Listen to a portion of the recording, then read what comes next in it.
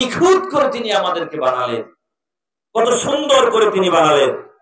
এজন্য আল্লাহ তাআলা বলেন ফাতাবারাকাল্লাহু আহসানুল খালিকিন। সবচেয়ে উত্তম সৃষ্টিকর্তাকে আরো জোরে বলেন কে? বিশ্বাস হয় না আপনাদের? বিশ্বাস হয় কিনা? সামান্য আমি উদাহরণ দিই। ধরেন কোন একজন মানুষ অ্যাক্সিডেন্ট করেছে অথবা কোনোভাবে বিপদগ্রস্ত হয়েছে, পা ভেঙে গেল অথবা হাত ভেঙে গেল। এটা দুনিয়ার ডাক্তার বিভিন্ন রকমের মানুষেরা চিকিৎসকেরা চিকিৎসা করে রিপেয়ার করে, রিকভার করার চেষ্টা করে। কিন্তু অ্যাকুরেট কি আগের মতো হয়? বলেন না, হয় কি না? সৃষ্টির কোনটাই মানব জাতি একবার যদি একটু এক্সচেঞ্জ করে পুনরায় আগের রূপে সেটা দিতে পারে কেবলমাত্র ফাতাবারাকাল্লাহু আহসানুল খালিকিন। আল্লাহ তাআলার চাইতে উত্তম সুন্দর সৃষ্টিকর্তা আর কেউ। যেদিকে তাকাবেন যে সুন্দর প্রকৃতি দেখবেন, মানব জাতি যদি যেখানে হাত দেয় গোছায়া করতে যায় সেটা গোছায় না, বরং আরো এলোমেলো হয়। কথা বলেন ঠিক কিনা? তাহলে উত্তম সৃষ্টিকর্তা কে? আপনার আমার সৃষ্টিকর্তা কে? আপনার আমার রিজিক দাতা কে? জোরে বলেন না কে? আল্লাহ সুবহানাহু ওয়া তাআলা। তার ব্যাপারে আমরা সতর্ক হব ইনশাআল্লাহ। এরপরে আল্লাহ তাআলা বলেন, ও দুনিয়ার মানুষ শোনো, আমি যে তোমাকে সৃষ্টি করলাম, তোমাকে যে আমি বানালাম, কত সুন্দর করে বানালাম। একটা নির্ধারিত সময় মায়ের গর্ভের ভেতরে আমি তোমাকে রাখলাম, এরপরে দুনিয়াতে আনলাম। দুনিয়াতেও একটা নির্ধারিত সময়। কথা বলেন, একটা নির্ধারিত সময়ের বেশি কেউ থাকতে পারবেন? আপনি বিদ্রোহ করবেন, আপনার বয়স ধরেন 55 বছর বা 60 বছর, আপনি বিদ্রোহ করে 10 বছর বাড়াবেন, আল্লাহ তাআলার সাথে জোর জবরদস্তি করে সুযোগ আছে? বলেন না, সুযোগ আছে কিনা? সব জায়গায় নির্ধারিত সবকিছু, আপনার আমার আগমন কোথায়, প্রস্থান কোথায় এবং অবস্থান কোথায় হবে, এর সবকিছু নির্ধারণ করেছেন কে? আরো জোরে বলেন কে? সে আল্লাহ। যে কয়টা জায়গায় আপনাকে আইন দিলেন, দেখালেন, সে কয়টা জায়গায় প্রত্যেকটা আইনের প্রতি শ্রদ্ধা রেখে মানতে হবে। কথা বলেন ঠিক কিনা? এরপরে আসেন, একটা নির্ধারিত সময় যখন মায়ের গর্ভের ভেতরে থাকা হয়ে গেল, এবার দুনিয়াতে আসার সময় হলো। দুনিয়াতে আসার জন্য যেই পথ, যেই পদ্ধতি আল্লাহ তাআলা কোরআনুল কারীমে বলেন, সুম্মা নুখরিজুকুম তিফলা। ছোট্ট বাচ্চার আকারে, ছোট্ট শিশু সন্তানের মতো করে আস্তে করে তোমাকে আমি দুনিয়াতে বের করে নিয়ে আসলাম। এই দুনিয়াতে বের হয়ে আসার পর দুনিয়ার মানুষেরা নিয়ম অনুযায়ী তোমার মায়ের সাথে তোমার যে একটা খাবারের রাস্তা ছিল সেটা যখন কেটে দিল, আমি রব্বুল আলামিন তোমার এমন রব, আমি রব্বুল আলামিন তোমার এমন একজন সৃষ্টিকর্তা, তোমার একটা খাবারের পথ দুনিয়ার মানুষ কেটে দিল। আমি তোমার জন্য দুনিয়াতে আসার 6 মাস আগে তোমার মায়ের বুকের মধ্যে খাবার রিজার্ভ করে প্রায় 32টা রাস্তা তোমার জন্য তৈরি করে রাখলাম। সুবহানাল্লাহ, সুবহানাল্লাহ। দুনিয়ার মানুষ একটা রাস্তা বন্ধ করলো, আমি রব তোমার জন্য তার চাইতে বহুগুণ রাস্তা খুলে দিলাম। ও দুনিয়ার মানুষ মনে রেখো, যেখানে কোথাও যদি আটকা পড়ে যাও, দুনিয়ার কোথাও যদি সীমাবদ্ধতায় পড়ে যাও, আমি রব তোমার আছি শুধু এতটুকু মনে করো। দুনিয়ার মানুষ যদি তোমার কোনো একটা পথ বন্ধ করে, আমি তোমার জন্য 1000টা পথ খুলে দেব। সুবহানাল্লাহ। ফাতাওয়াক্কাল আলাল্লাহ ফাহুয়া হাসবুক। কারো যদি আল্লাহ তাআলা অভিভাবক হয়, আল্লাহ যদি কারোর জন্য, আল্লাহর উপর যদি কেউ তাওয়াক্কুল করে, তার জন্য আল্লাহই যথেষ্ট। কথা বলেন ঠিক কিনা? কিন্তু আমরা এখনো সে জায়গায় যেতে পারি নাই, পরিপূর্ণ তাওয়াক্কুল আমরা করতে পারি নাই, যার কারণে আমাদের এই অবস্থা। সেখান থেকে আমাদের বের হতে হবে, পরিচ্ছন্ন মুমিন হতে হবে, পরিচ্ছন্ন মানুষ হতে হবে। কথা বলেন ঠিক কিনা? রাজি আছেন আপনারা সবাই? হাত তোলেন, কারা কারা আল্লাহর জন্য পরিচ্ছন্ন হতে রাজি? আল্লাহ তাআলা কবুল করুক হাত নামা। আমরা নির্ধারিত একটা সময়, ভিসার মেয়াদ যেমন থাকে, আপনারা জানেন যারা বিদেশ যায়, বিভিন্ন জায়গায় যায়, একটা ভিসার মেয়াদ থাকে। এই সময় থাকবে, এর বাইরে থাকার কোনো সুযোগ নাই। এটা বাজে কাজ। তাহলে নির্ধারিত মেয়াদের বাইরে আমাদের থাকার কোনো সুযোগ আছে কিনা বলেন? সেদিকে যাচ্ছে। আল্লাহ তাআলা বলেন, ও দুনিয়ার মানুষ, আমি তোমার প্রতি কোথায় কোথায় দয়া করেছি, রহম করেছি, মায়া করেছি শোনো। আমি জানি তুমি দুনিয়াতে আসার পর তোমার কোনো শক্তি থাকবে না, বসার মতো, দাঁড়াবার মতো, চাইবার মতো মুখের কোনো বাসা থাকবে না। তাই আমি তোমার ব্যাপারে তোমার মায়ের ভেতরে, মায়ের অন্তরের ভেতরে এমন একটা দুর্বিনীত মহব্বত পয়দা করে দিলাম, দুনিয়াতে আসার পর যখন তুমি কাঁদবে, কান্নার আওয়াজ যখন মায়ের অন্তরে ডাকবে, মায়ের কানে যখন কান্নার আওয়াজ যাবে, এই প্রসব বেদনা, এই জন্মগ্রহণ করা মাত্র সন্তান, রক্তে রক্তাক্ত থাকা মা, ওই সময় যদি কানে একবার আওয়াজ যায়, ওই জায়গায় সন্তান কাঁদে, দুনিয়ার সব কিছু আলাদা হয়ে যায়। মা একবার সন্তানটাকে কোলে নিয়ে বুকের মধ্যে খাবারের ব্যবস্থা করে দেয়। আল্লাহু আকবার। আমি তোমার এমন রব, আমি তোমার এমন আল্লাহ, আমি তোমার এমন সৃষ্টিকর্তা, তোমার ব্যাপারে তোমার মায়ের অন্তরে এমন মহব্বতের ফয়দা করে দিলাম। নানান রকমের কাজের ভেতরে থাকবে, ঘরের কাজ, বাইরের কাজ, সব কাজ। এই কাজের ভেতরে থাকা অবস্থায় ঘরে সন্তান কাঁদবে, একবার দুইবার আওয়াজ করবে, মা দুনিয়ার সব কাজ রেখে আগে, সবার আগে সন্তানকে বুকে নিয়ে খাবার দেয়। আল্লাহু আকবার। এই মহব্বতের ব্যবস্থা কে করছে? আরো জোরে বলেন না, কে? দুনিয়ায় কিছু সম্পর্কের ব্যাপারে এক্সচেঞ্জ হয় না, কিছু সম্পর্কের সেম অনুরূপ কোন সম্পর্ক গড়া যায় না। তার ভেতরে হচ্ছে মা এবং বাবা। যাদের এখানে আছে তারা বোঝেন, যাদের নাই তারা আরো বেশি বোঝেন।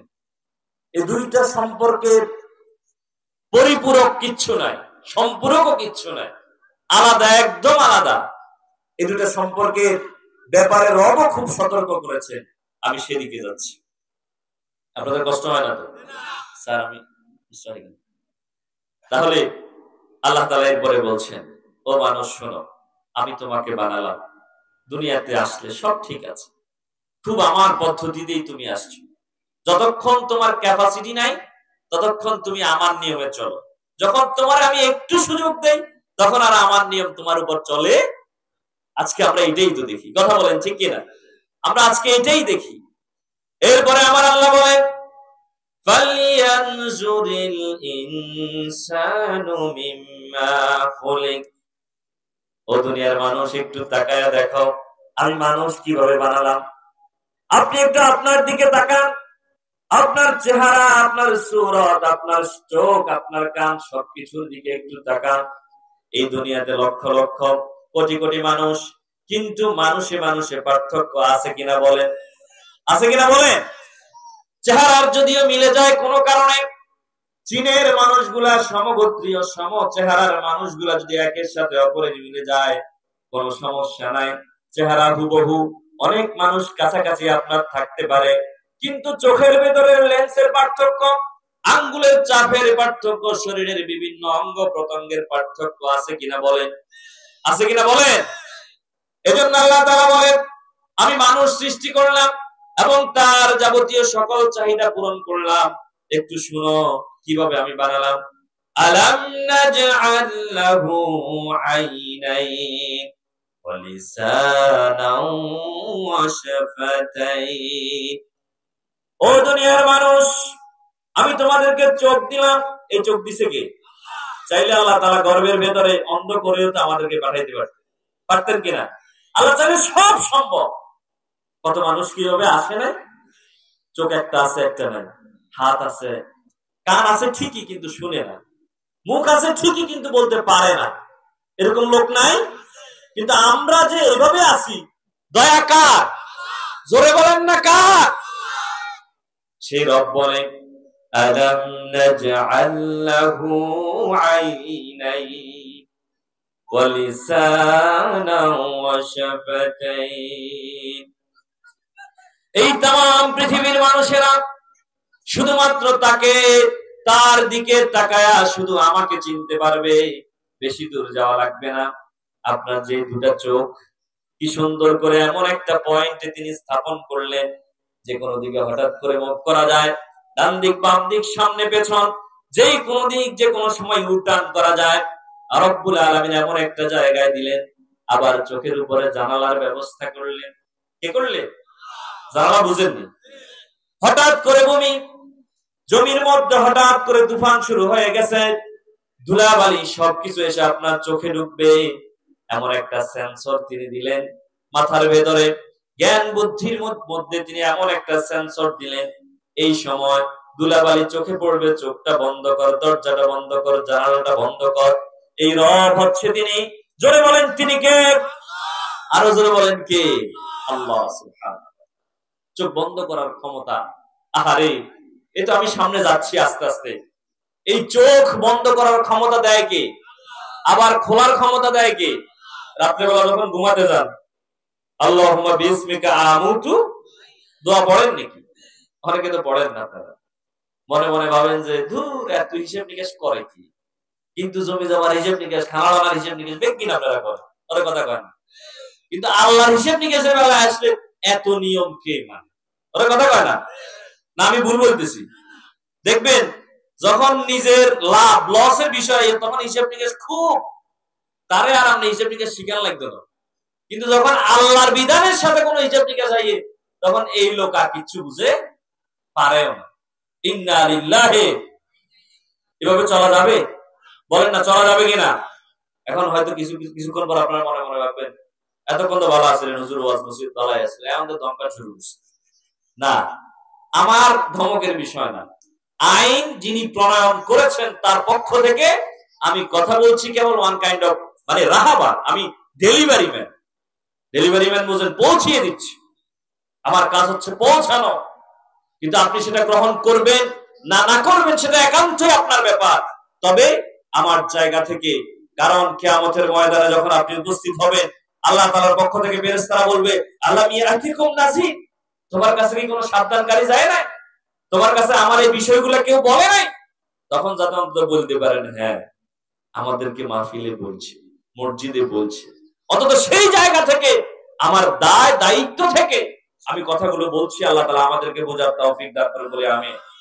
এখান থেকে আজকে যখন যাবেন বাড়ির দিকে, হায়াত যদি থাকে, পরিচয়টুকু সুন্দর করে পকেটে নিয়ে যাবেন।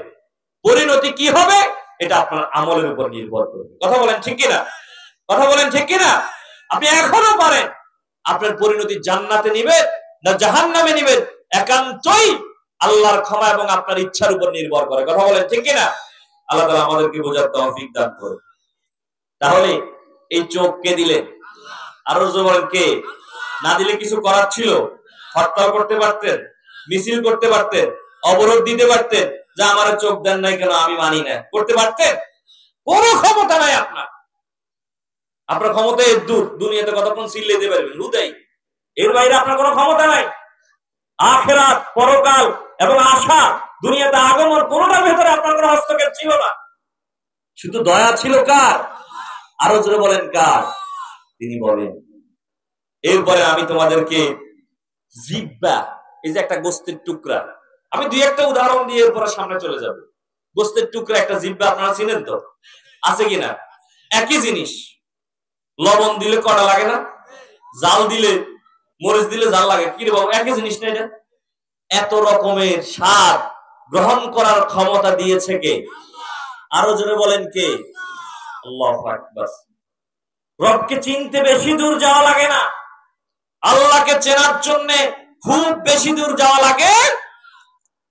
সুতরাং আমরা আমার রবকে যদি চিনতে পারি, সেই রব বলে, এতক্ষণ তো তোমাদের পরিচয় জানলা, এর মালিকানা তোমার না, এর মালিকানা কি আমাদের? এই যে আমার, আমি আমার বলি, আমি কি আমার? বলেন না কার? আমার মালিকানায় আমি আছি না? আমার মালিক কে? তিনি বলেন, এতক্ষণ যে পরিচয় তোমাদেরকে দিলাম, তুমি মানুষ, তোমার জ্ঞান দিলাম, বুদ্ধি দিলাম, শরীর স্বাস্থ্য সব দিলাম, এই সব কিছু দেওয়ার পেছনে, এই যা কিছু আমি তোমাদেরকে দিলাম, এই সুন্দর দেওয়ার ক্ষেত্রে যারা বহন করেছে, যারা তোমাকে এই পর্যায়ে নিয়ে এসেছে, সেই দুইটা মানুষের ব্যাপারে এবার একটু শোনো।